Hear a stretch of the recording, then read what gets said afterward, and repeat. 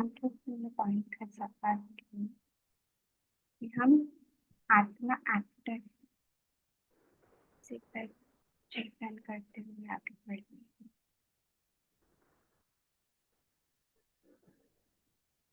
इनमें आत्मा शरीर को धारण किए हुए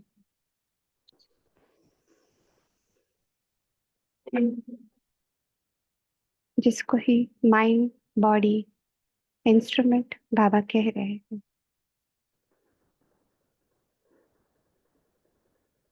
इस माइंड बॉडी मन और शरीर इन दोनों का आधार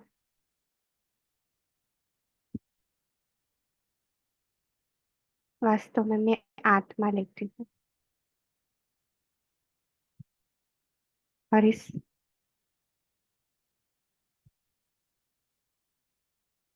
विश्व में जो एक नाटक है, एक रंगमंच है,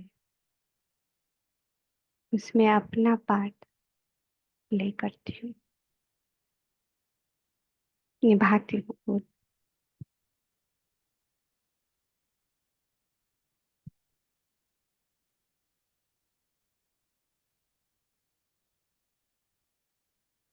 पर इस रोल को निभाते निभाते मेरी अपनी आत्मस्मृति फीकी पड़ जाती है, धुंधली हो जाती है, कमजोर हो जाती है।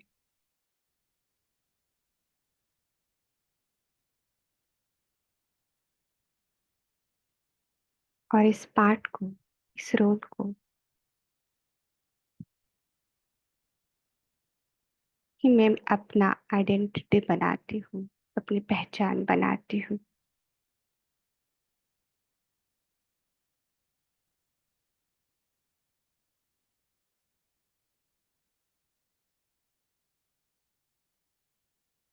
जो मेरे सभी दुखों का वास्तविक कारण है,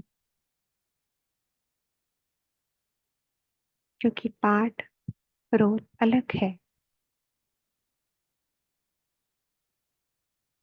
और उसको निभाने वाला माना मैं आत्मा अलग हूँ।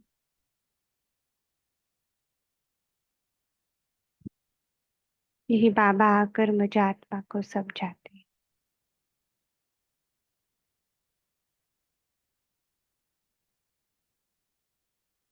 कि मैं आत्मा वास्तव में एक्टर हूँ। इस बॉडी माइंड इंस्ट्रूमेंट को लेकर मैं एक्ट करती हूँ। इस स्मृति को मैं अपने अंदर समाती हूँ।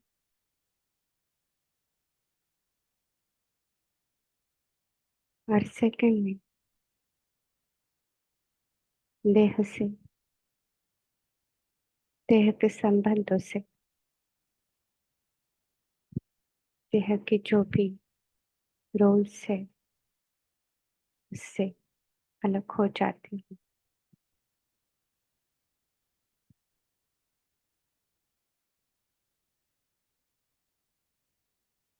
और अपनी इसी स्मृति से परम धाम परमात्मा स्मृति में अपने आप को ले जाती हूँ।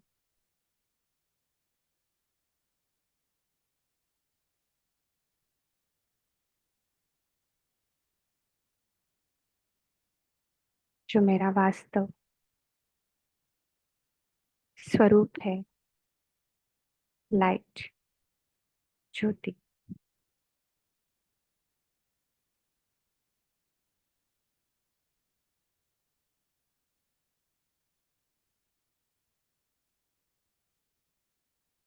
इसी की स्मृति में महाज्योति परमात्मा शिव बाबा को याद करती हूँ।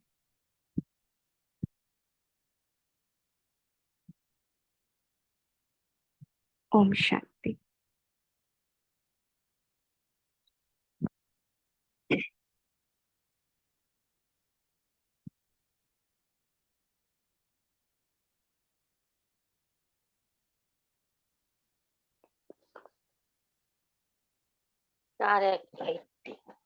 मुरली है 4 1 ऐसे।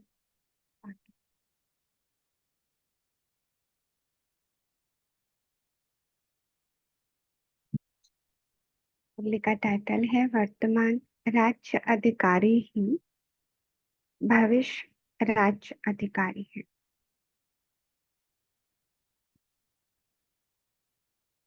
विदेशी भाई बहनों के साथ आगे बाप दादा की मुलाकात। सभी अपने को डबल राज्य अधिकारी समझते हो। वर्तमान भी राज्य अधिकारी और भविष्य में भी राज्य अधिकारी। वर्तमान में किस पर राज्य करेंगे? तो वर्तमान का राज्य अधिकारी मतलब स्वयं के ऊपर, अपने मन बुद्धि का मालिक। स्व के राज्य से भविष्य राज्य अधिकारी। इसलिए बाबा कहते हैं वर्तमान भविष्य का दर्पण है। वर्तमान के स्टेज अर्थात दर्पण द्वारा अपना भविष्य स्पष्ट देख सकते। वर्तमान व भविष्य के राज्य अधिकारी बनने के लिए सदा यह चेक करो कि मेरे में रूलिंग पावर कहाँ तक है। अभी भी लास्ट संडे की मुरली, उसमें भी बाबा ने रूलिंग पावर का जिक्र किया है। शुक्रवार को जो हमने पढ़ी थी व्यक्त मुरली, उसमें भी बाबा ने रूलिंग पावर को कहा हुआ है। विशेष जोर है इस पर। मेरे में रूलिंग पावर कहाँ तक है? पहले सूक्ष्म शक्तियां जो विशेष कार्य करता है, उनके ऊपर कहाँ तक अपना अधिकार है? संकल्प शक्ति के ऊपर, बुद्धि के ऊपर और संस्कारों के ऊपर। बाबा ने संकल्प शक्ति के ऊपर विशेष ये संडे की अव्यक्त मुरली चलाई है, जो आपने पढ़ी होगी। 99 की मुरली है वो। उसमें बाबा ने कहा है कि संकल्प शक्ति अगर कहाँ कैसे जमा हो सकती है? मन के रूलिंग पावर से। क्योंकि हमारी मन की एकाग्रता ना होने के कारण शक्ति बहुत व्यर्थ जाती है।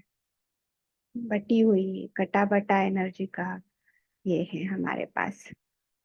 बटी हुई एनर्जी अगर एक हो जाए एक जगह, तो कितनी उसकी पावर होगी। उसके आधार पर सब चीजें चल सकती हैं। तो बाबा ने उस मुरली में भी क्लियर कहा है कि फिर हम जो मेहनत करते हैं, किस तरह की मेहनत। आज संस्कारों को देखा, वृत्ति को देखा, दृष्टि के ऊपर चेक किया, ये सब चेक करते करते हम मेहनत करते हैं। उससे अच्छा है कि संकल्प की दूर शक्ति ही काम मिलाए और अपने अपने आप को वहां चेंज करे। ये बाबा ने उस मुरली में कहा है। तो संकल्प शक्ति के ऊपर, बुद्धि के ऊपर और संस्कारों के ऊपर, ये तीन, तो यही ये तीनों चीजें ही स्वराज्य अधिकारी हमें बनाती है। ये विशेष तीन शक्तियां, देखो आगे बाबा ने कहा, राज्य अधिकारी बनाने में सदा सहयोगी अर्थात राज्य की कारोबार चलाने वाले मुख्य सहयोगी कार्य करता है। अगर ये तीनों कार्यकर्ता आप आत्मा अर्थात राज्य अधिकारी राजा के इशारे पर चलते हैं, तो सदा स्वराज्य यथार्थ रीति से चलता है। जैसे बाप को भी तीन मूर्तियों द्वारा कार्य कराना पड़ता है, इसलिए त्रिमूर्ति का विशेष गायन और पूजन है। त्रिमूर्ति शिव कहते हो एक बाप के तीन विशेष कार्य करता है जिन द्वारा विश्व का कार्य कराते हैं। ऐसे आत्मा, आप आत्मा रचयिता, ये तीन विशेष शक्तियां अर्थात त्रिमूर्ति शक्तियां आपके विशेष कार्य करता है। आप भी इन तीन रचना के रचयिता हो। क्या कहा है बाबा ने, ये तीन के अधीन नहीं, ये ऊपर आत्मा है और ये रचना है। हम रचयिता है उस कंपैरिजन, हम क्रिएटर बन सकते। मन संस्कारों के वश होकर होने की वजह से आत्मा कुछ कर नहीं पाती, संस्कार बार बार बीच में आते।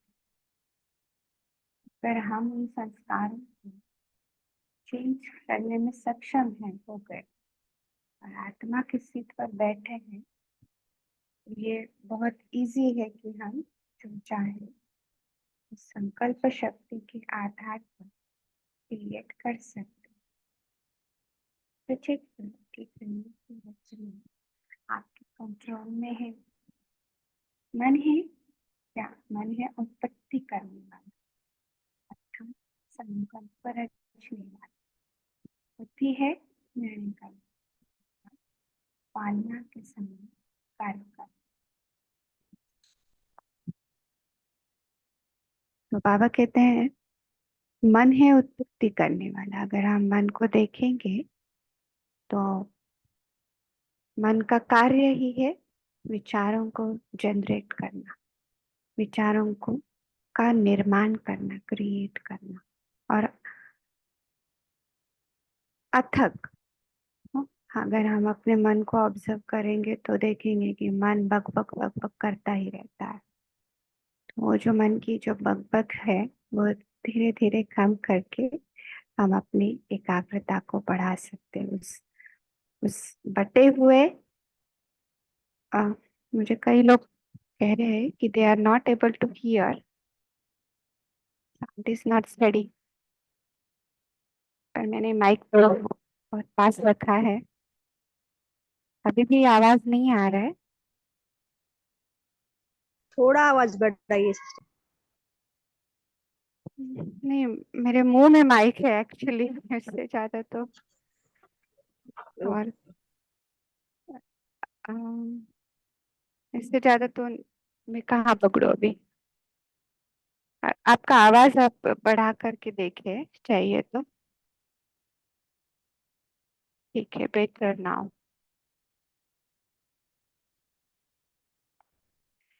Okay, thank you. तो मन का काम है उस विचारों को जनरेट करने का, और बुद्धि का काम है जब हम उस एक पर आ जाते हैं, टिक जाते हैं, तो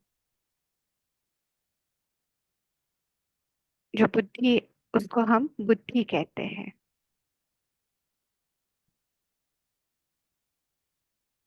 तो बुद्धि है निर्णय करना, अर्थात पालना के समान कार्य करना। और संस्कार है अच्छा व बुरा परिवर्तन करने वाला। जैसे ब्रह्मा आदि देव है, वैसे पहले आदि शक्ति है मन, अर्थात संकल्प शक्ति। मन की अथाह शक्ति है वास्तव में।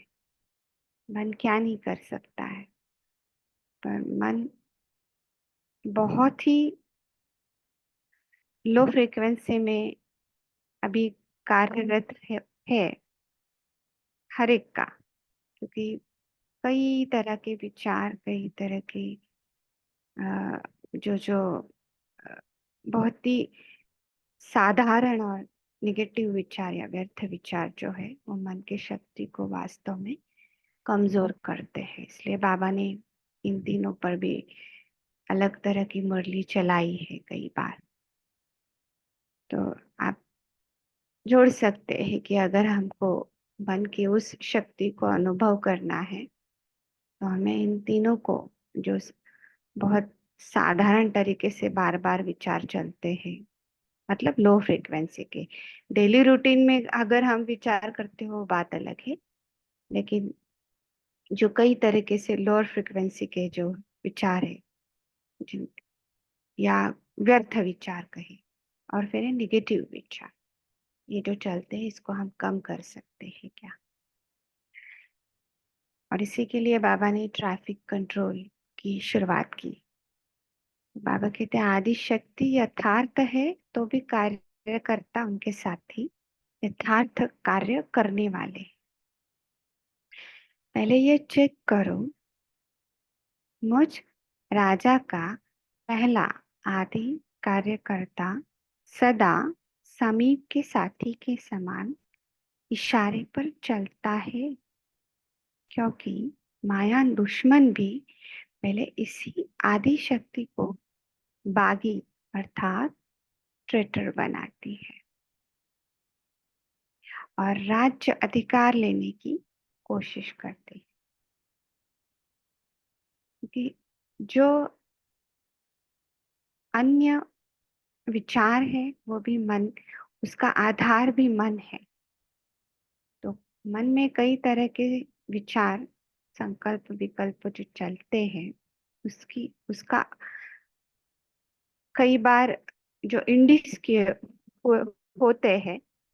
तो बाबा इसलिए कहते हैं कि माया दुश्मन भी पहले इसी आदि शक्ति को, माना मन को ट्रेटर बनाती है। क्योंकि कोई भी पहले क्या होता है, विचार के रूप में पहले आता है और फिर उसका कर्म बनता है, उसके एक्शन होती है।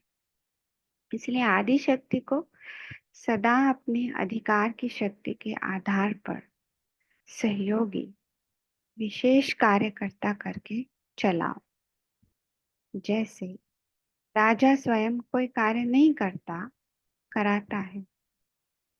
करने वाले राज्य कारोबारी अलग होते हैं।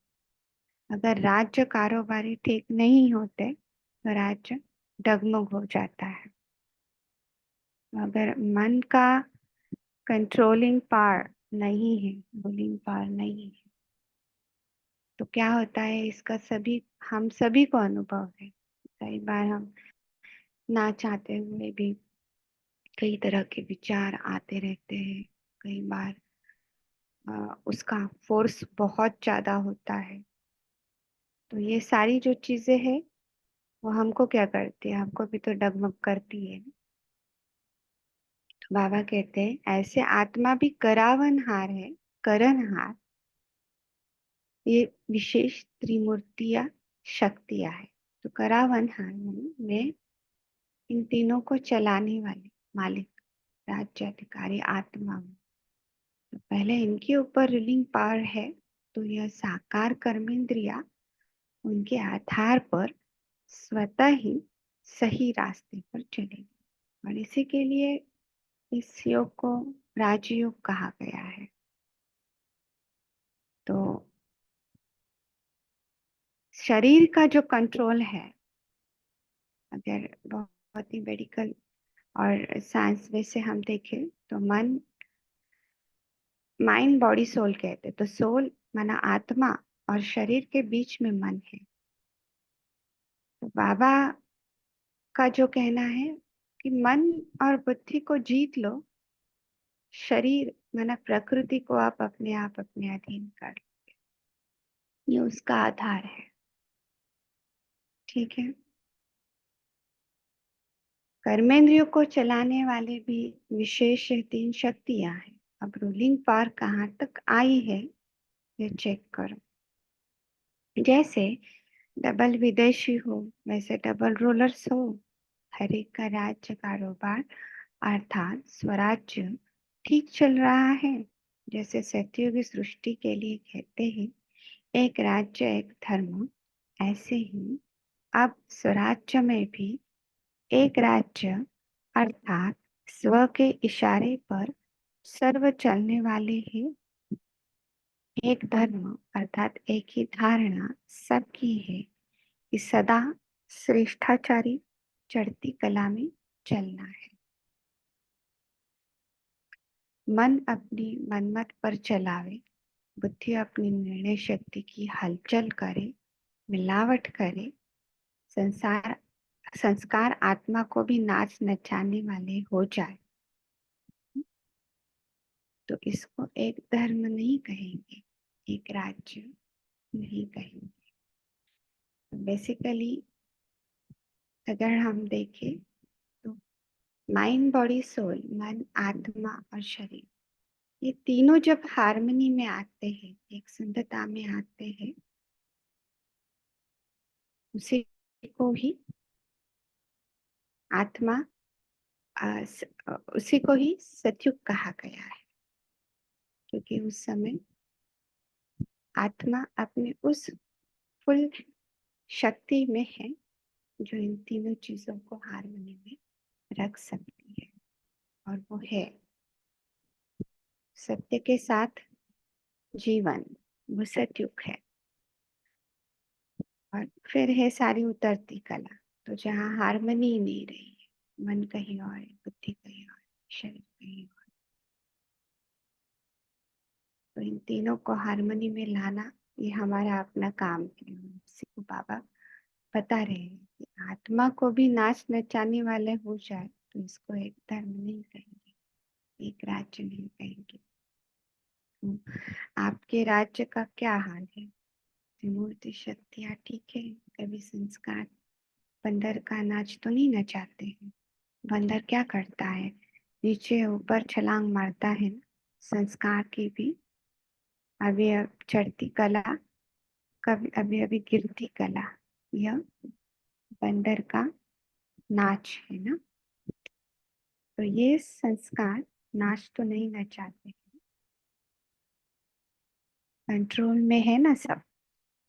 कभी बुद्धि मिलावट तो नहीं करती है, जैसे आजकल मिलावट करते हैं तो निर्णय शक्ति भी मिलावट कर देती है।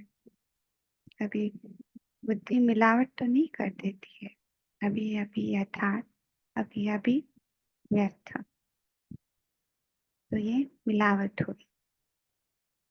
कारण को निवारण के रूप में कर लो, माया समाप्त हो जाएगी। विदेश में माया आती है, विदेशियों के पास माया नहीं आनी चाहिए, क्योंकि विदेश में वर्तमान समय थोड़े ही समय में ऊंचे भी चढ़ते और नीचे भी गिरते हैं। तो थोड़े समय में सब प्रकार के अनुभव करके अब पूरे कर लिए।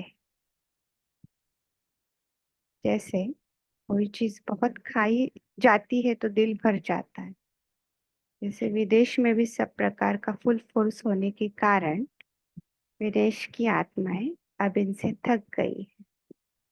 काफी गहरा राज बाबा ने बताया, पर इसको आप ठीक से समझे।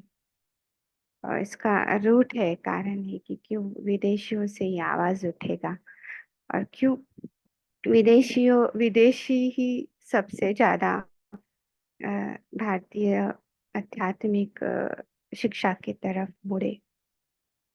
तो वो ये उत्तर है, क्योंकि अगर आप देखो इतिहास तो 2500 साल ही में ही उनका सब चीजें है। तो पीछे जाओ तो उन्होंने चढ़ती कला 2500 साल, माना सतयुग त्रेता के बाद का जो समय शुरू हो जाता है वहां से किए हैं।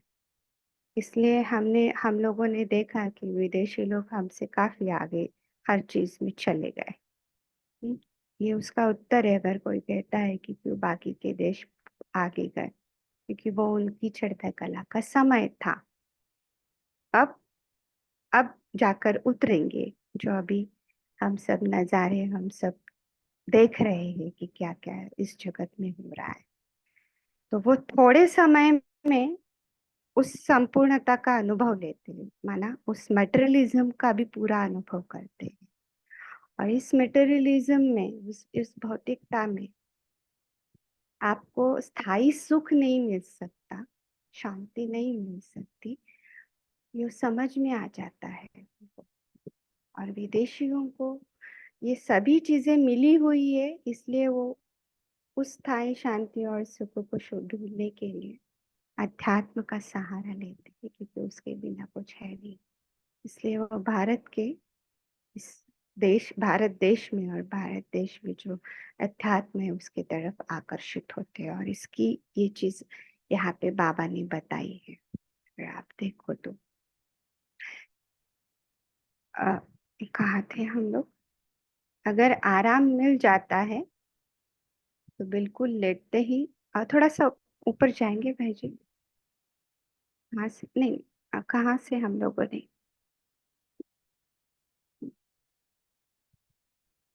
हाँ, सब, इसलिए बाबा कह रहे हैं सब प्रकार का फुल फोर्स होने के कारण विदेश की आत्माएं अब इनसे सब थक गई है। और तो जो थके हुए होते हैं उनको अगर आराम मिल जाता है तो बिल्कुल लेते ही गुम हो जाते हैं, डीप स्लीप का अनुभव करते हैं। इसलिए वो अध्यात्म की तरफ बढ़े और उन्होंने उस चीज को अनुभव किया। वे कारण है, उन्होंने उतने समय में वो जो चढ़ती और उतरती कला का दोनों का उनका वो पार्ट है। विदेशों का, या विदेश जो भारत को छोड़कर जो अन्य राष्ट्र है उनका, अगर आप उसको देखेंगे तो। और इसलिए उनको, उनके पास धन संपत्ति साधन और साइंस का सब पूरा है उनके पास।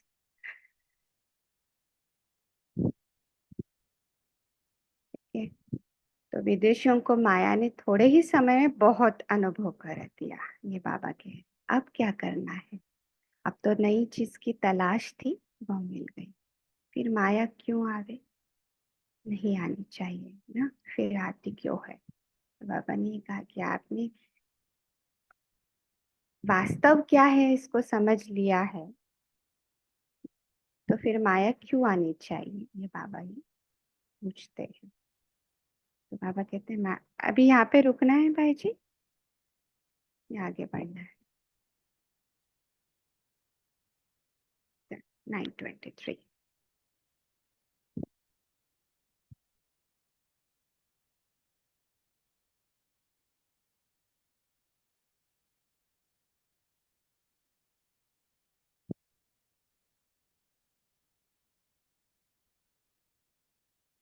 ये थोड़ा आगे और है अभी।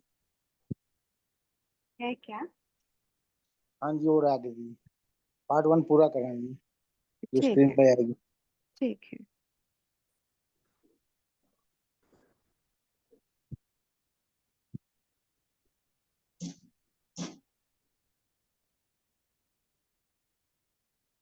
तो बाबा कह रहे हैं कि अब क्या करना है?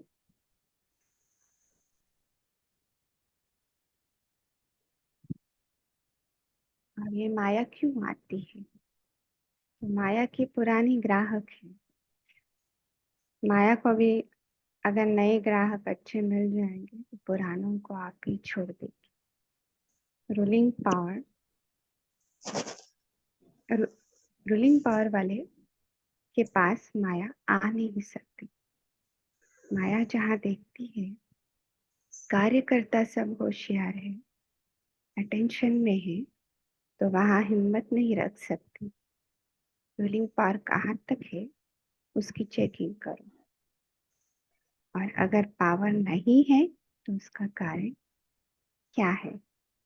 कारण को निवारण के रूप में परिवर्तित करो।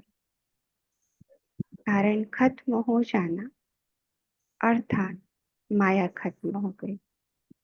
माया का मुख्य स्वरूप कारण के रूप में आता है। कारण को निवारण के रूप में करो तो माया सदा के लिए समाप्त हो जाएगी। आज तो मिलने आए हैं, मुरलिया तो बहुत सुनी, अब ऐसे मुरलीधर बनो जो माया मुरली के आगे न्योछावर हो जाए। ऐसे मुरलीधर हो ना कि मस्त फुल साज की मुरली चलाने वाले हो। वो तो बहुत अच्छी चलाते हो, इसमें भी मुरलीधर बनो। माया को सरेंडर कराने की मुरली। यह साज भी बजा सकते हो ना। साज बजाने का मेजॉरिटी को शौक है। जिस समय भी कोई साज बजाओ उस समय यह सोचो कि माया जी बनने की राज का साज भी आता है। यह राज का साज अगर सदैव बजाते रहो तो माया सदा के लिए सरेंडर हो जाएगी। ऐसा साज बजाना आता है। विदेशी भी पदम गुणा भाग्यशाली है। दूर से आते हैं लेकिन चांस भी पदम गुणा मिलता है। जितना देश वाले वर्ष में ले आते हैं उससे ज्यादा विदेशियों को थोड़े समय में प्राप्त होता है। विशेष पालना मिल रही है। पार्ट 1 को हम समाप्त करते हैं। थैंक यू दीदी जी, बहुत सुंदर।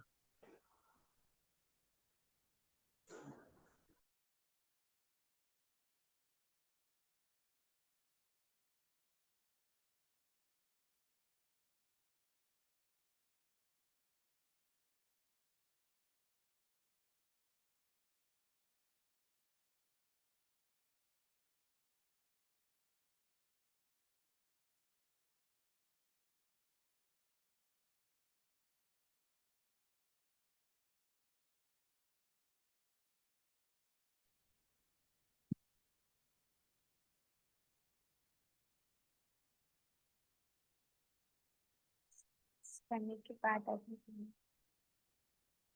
आपका जो भी डेली का कंटिन्यू करते हैं। सभी अपना हैंड रेस करके शेयर कर सकते हैं, दीदी जी होस्ट कर रहे हैं।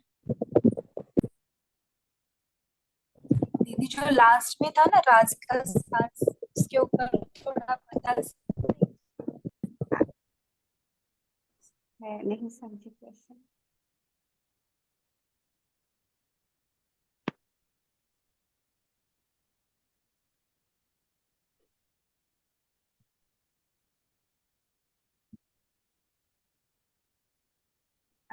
रिपीट करेंगे प्लीज। माया को सरेंडर कराने की मुरली, यह साज भी बजा सकते हो ना।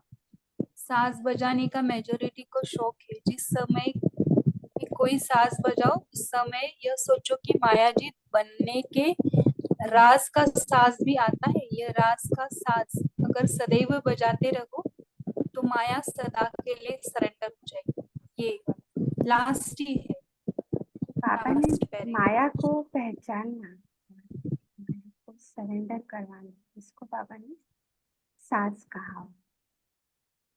साज बजाने मुरली क्या है जो मैंने समझा।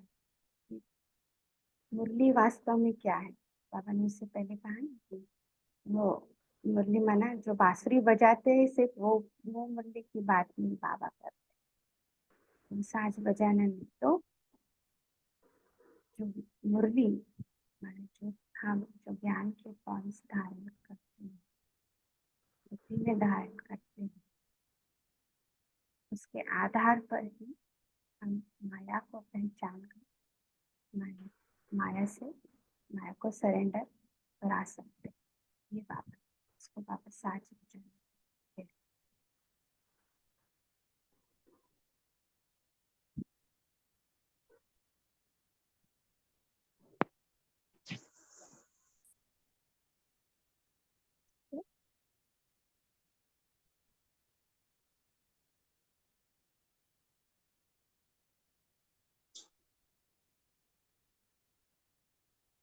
क्लियर नहीं हुआ, मीन्स वॉइस आई थिंक मुझे ही आवाज नहीं आया ठीक से।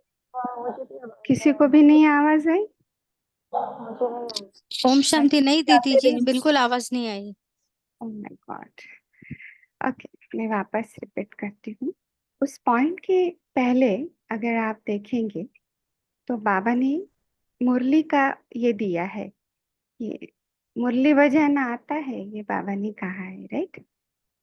बाबा ने ये भी कहा कि वो वाली मुरली नहीं, माना जो बांसुरी बजाते हैं वो नहीं, तो ये मुरली, माना जो बाबा मुरली चलाते हैं उसकी बात कर रहे हैं। तो ये मुरली मतलब क्या है?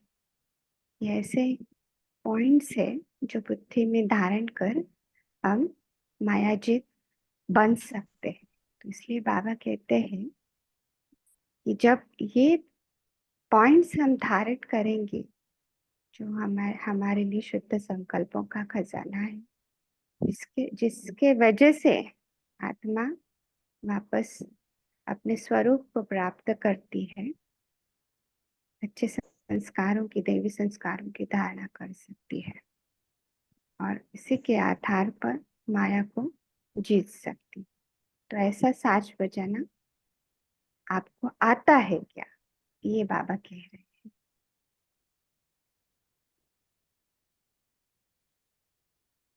ठीक है, अभी आवाज आई या नहीं आई? हाँ हाँ हाँ, आई, और क्लियर भी हुआ क्योंकि यही राज का साज बजेगा। बराबर। ये राज का साज है। तो अगर मुरली को आप डेली ठीक से पढ़ो, पढ़ना मतलब सिर्फ पढ़ना नहीं,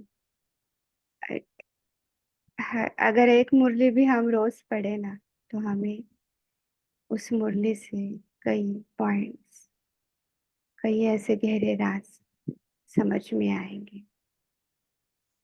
ये मेरा अपना अनुभव है, क्योंकि सत्य जो है, ट्रुथ जो है, वो लेयर्स में रहता है। माना कैसे, जैसे आप पत्ता को भी लो, तो उसके कैसे लेयर लेयर लेयर लेयर रहते हैं ना, एक एक के बाद एक पत्ता वो खुलता जाता है। तो वैसे ही बाबा की मुरलियां है।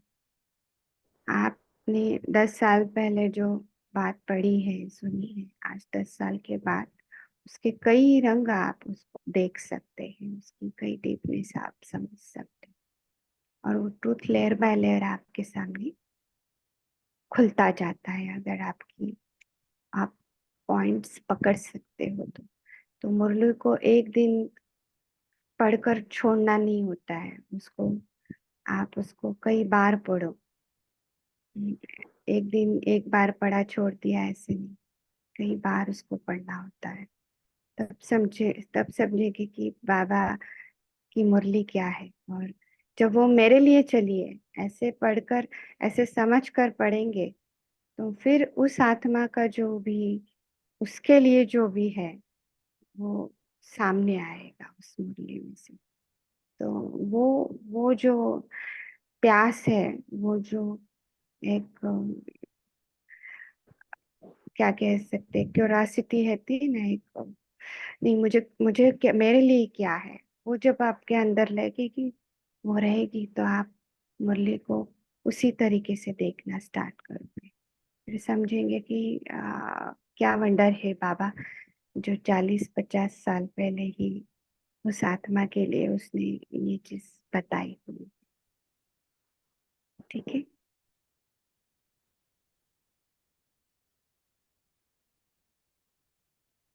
ओके, जी शेयर कीजिए आप जो भी रेज कर रहे हैं। जी दीदी, तो मन, बुद्धि और संस्कार जो है, तो उसे हम इस तरह से भी ले सकते हैं ना, कि जैसे हम संकल्प रचते हैं अपने मन में, तो उसी तरह जैसे ब्रह्मा बाबा सृष्टि रचते हैं, तो उसी तरह हम अपने संकल्प रचते हैं। तो क्या हम इसे रिलेट कर सकते हैं कि जैसे बिल्कुल, जी, बिल्कुल कि रिलेट कर सकते हैं। अगर आप साइंस समझते हैं, यहाँ पे कितने लोग साइंस के हैं, मैं समझती हूँ कि यहाँ पे इसमें काफी यंगस्टर्स भी रहेंगे इस ग्रुप में।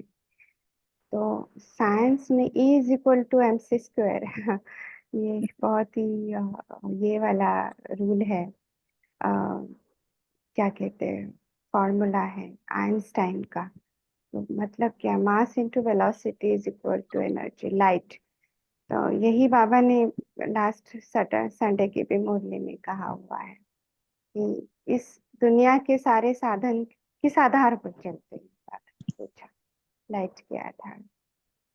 तो light is what is equal to energy. तो अगर हमारे संकल्प में उतनी शक्ति है तो वो उतना लाइट के स्पीड से वो जाएगा, उतना लाइट के स्पीड से वो जाएगा और वो उसको क्रिएट करेगा। तब आप इस ब्रह्मांड के राज को समझ सकते हैं जो बाबा कहते हैं। बाबा ने बहुत ही, मतलब मुझे कभी कभी लगता है कि इट इज हिज वंडर कि क्योंकि उसके सामने माताएं, बहनें, कन्याएं, सभी आम लोग भी है ना जो साइंस को नहीं जानते, फिर भी तो उसको उनके सामने भी ये चीज रखनी है। और इसलिए उसने इतना सिंपल तरीके से इसको बताया, लेकिन वो सिंपल है नहीं। बाबा की कोई भी वाक्य आप कभी भी सिंपल नहीं लेना, it has a very deep meaning. इसलिए वो जो बाबा कहते हैं कि हर रतन लाखों का है, तो वो इसलिए वो लाखों का है। Yes, it is true, and you can take it this way.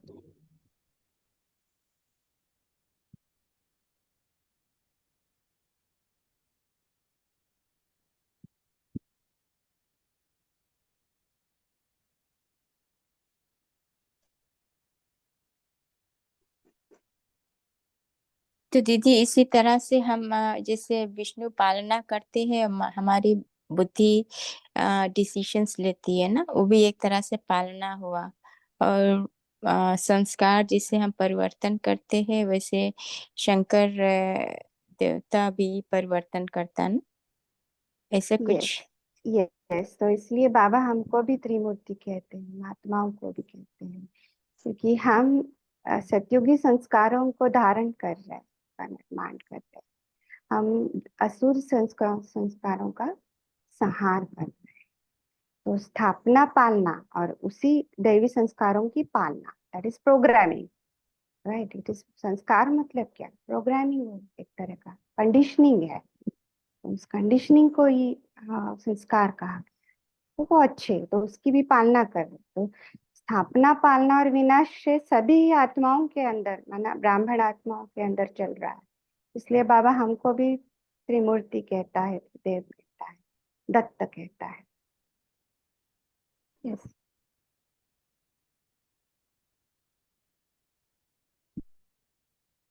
Gauri sister का भी हैंड रेज है, बोल सकते हैं। हाँ, एक्चुअली यही क्वेश्चन थोड़ा इजी वे में आप समझा सकते हैं प्लीज, मुझे थोड़ा समझ में नहीं आया ये। कौन सा? यही त्रिमूर्ति का कंपैरिजन जो किया है ना। त्रिमूर्ति का उन्होंने जो कहा उसके आधार पर मैंने ये बाबा की पॉइंट्स बताई कि बाबा हमको भी त्रिमूर्ति कहता है। स्थापना, पालना और विनाश, ये तीनों चीजें हर ब्राह्मण आत्मा के अंदर चल रही है। कैसे कि हम दैवी संस्कारों की धारणा कर रहे हैं अपने अंदर, राइट। और उसकी हम पालना करेंगे और पालना कर रहे हैं। और असुरी संस्कार जो है, जो माया के संस्कार है, उसको हम विनाश कर रहे हैं। तो बाबा कहते हैं इसकी स्थापना, पालना और विनाश, ये तीनों कार्यरत आप ब्राह्मण आत्माओं के भी चल रहे हैं। इसलिए बाबा हमको भी त्रिमूर्ति कहता है। एक मुरली में बाबा ने ये चीज को कही हुई है। एक्चुअली मुझे पालना का ये नहीं समझ में आया थोड़ा, पालना इसलिए। मतलब क्या, आपने कोई, फॉर एग्जाम्पल आपने हम्म एक ये थॉट लिया कि मैं आज से मेरे मेरे सामने जो भी व्यक्ति आए, हम्म उसको मैं हाँ आत्म स्वरूप में देखूंगी। हाँ। ये आपने इसके आधार पर, अपने ज्ञान के आधार पर इस थॉट को जनरेट किया। अब हाँ आपने इसकी प्रैक्टिस शुरू कर दी। हाँ ओके। तो आपने हाँ। धारण करना उसको शुरू कर दिया। ओके। ओके। पहले हाँ हाँ। अब उसकी धारण किया, स्थापना किया, अब इसका पालना कर रहे हैं आप, राइट। मतलब क्या, अच्छा। जब तक वो हाँ कंडीशनिंग नहीं होता आपका वो संस्कार को, जब तक आप उसके स्वरूप नहीं बन जाते, इट बिकम्स यू, कि कि आपकी दृष्टि चेंज हो गई सामने वाले को बदलने। अभी वो है नहीं जो बाबा ने हाँ कहा। हाँ, हाँ अभी बार बार स्मृति में आना पड़ता है हाँ। और उसके बाद वो नेचुरल स्वरूप में आना, जिसको स्वरूप में आना बाबा कहते हैं। ओके, ठीक है, थैंक यू, अभी समझ में, थैंक यू। तो हम यही रोकते हैं।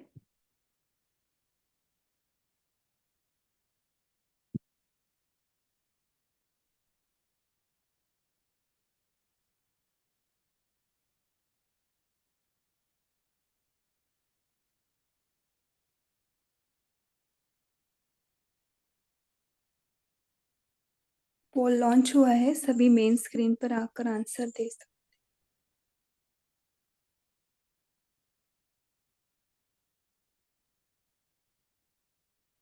E is equal to mc square, आपको पता है ना, it is mass into velocity is equal to that much energy. Okay, क्या है उसका base? Mass into velocity of light is equal to energy. तो अगर हमारे संकल्पों में उतनी ताकत रहेगी तो वो लाइट के स्पीड से जा सकते हैं और अपना कार्य कर सकते हैं। आप इस तरीके से ले सकते हैं। ठीक है, जी दीदी। ओम शांति। पोल नहीं आया हमारे पास। ओके, रीलॉन्च करिए शेरू भाई जी फिर से, सभी मेन जी हाँ, स्क्रीन पर। हमारे पास भी रिजल्ट ही आया था। ओके, फिर से लॉन्च हुआ है, अभी फिर से आंसर दे सकते हैं।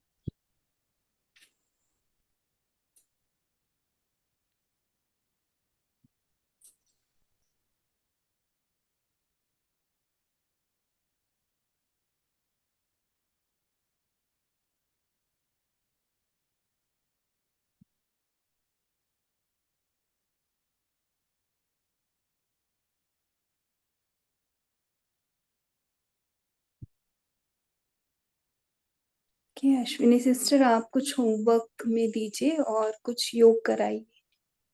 आपका होना ही एक साइलेंस का अनुभव होता है ना, सभी को बहुत अच्छा लगता है। तो आज कुछ ना कुछ होमवर्क के रूप में इसी मुरली से पॉइंट्स दीजिए और योग करा के एंड अप करिए। Om Shanti. Over to you. तो बाबा ने जो रूलिंग पावर का कहा है उसी को ध्यान में रखते हुए आप नेक्स्ट डे पूरा अपने आप को ऑब्जर्व करें कि जब भी मेरा मन हर 1 घंटे के बाद आप ऑब्जर्व करें कि कहाँ कहाँ गया। व्यर्थ में विचार थे, नेगेटिव में विचार थे या साधारण विचार थे। ये फर्स्ट है किसी भी रूलिंग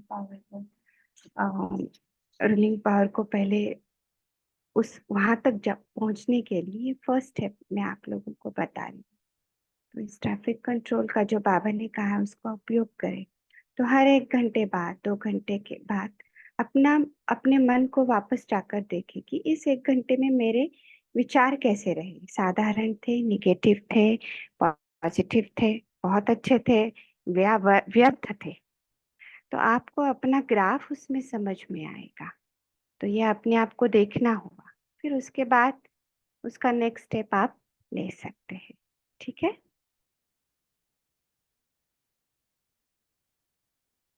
हम एक 5 मिनट का योग करते हैं, एक अभ्यास करते हैं।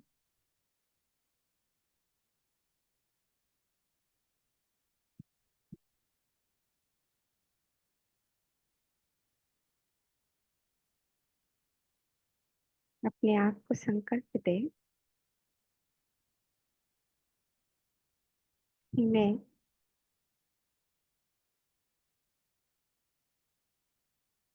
आत्मा हूँ, शक्ति हूँ।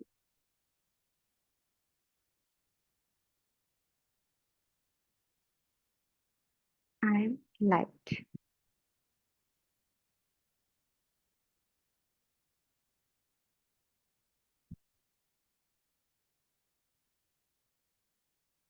वास्तव में लाइट का कोई रूप नहीं है, पर मैं आत्मा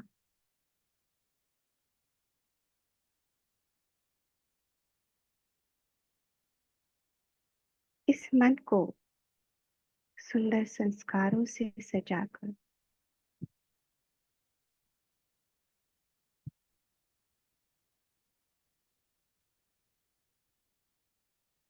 मन और फिर शरीर को प्रकाशित करती हूँ, और वही मुझ आत्मा का रूप बन जाता है।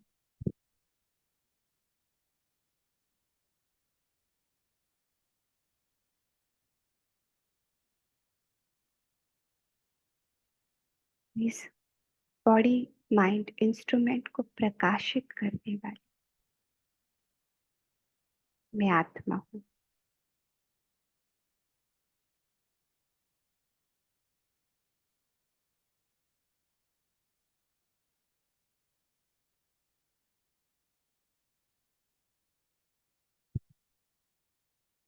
मैं आत्मा एक्टर हूँ,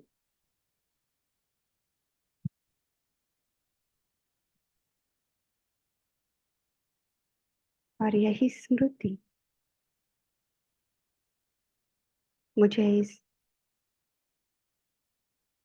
दैहिक संसार से अलग कर देती है।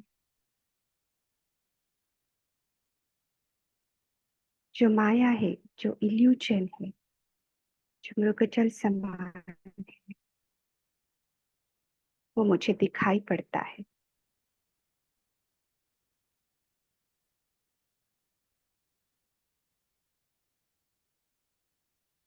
इस जगत में सब चीजें बन रही है, टूट रही है, बिखर रही है, जुड़ रही है।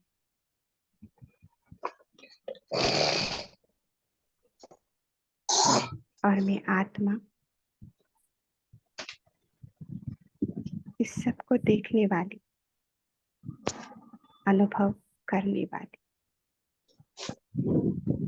आई the light. Om Shanti. Good night सभी को। Thank you.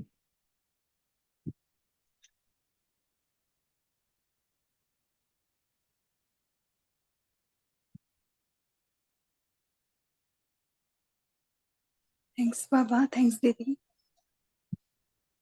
दीदी आप होस्ट हो, आप ही एंड अप कर सकते। जी ठीक है। Thank you. Good night. Thank you.